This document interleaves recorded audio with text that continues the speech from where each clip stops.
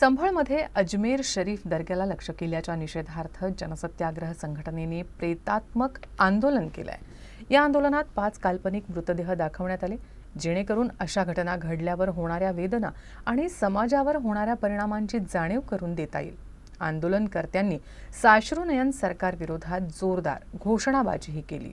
संघटनेने मागणी केली की अजमेर शरीफ दर्ग्याला बदनाम करणाऱ्या याचिकेचा नकार करण्यात यावा आणि संबंधित व्यक्तीवर गुन्हा दाखल केला जावा। अजमेर शरीफ दर्ग्यासोबत झालेल्या घटनांमुळे धार्मिक भावनांना ठेच पोहोचली आहे, अशी भावना आंदोलनकर्त्यांनी व्यक्त केली आहे। दर्ग्याला पवित्र मानणाऱ्या लोकांसाठी ती श्रद्धेचा केंद्रबिंदू आहे आणि त्याचा राजकारणासाठी वापर थांबवला पाहिजे, अशी मागणी करण्यात आली। या आंदोलनात आसिफ अहमद खान, जावेद पठाण, फिरोज खान, महमूद खान पठाण, सय्यद यासीन, सय्यद सद्दाम मन्नान सिद्दीकी, अल्लाफ खान, अब्बास शेख, मोहम्मद मुजाहिद आणि मोहम्मद आवेश यांसारख्या प्रमुख व्यक्तींचा सहभाग होता।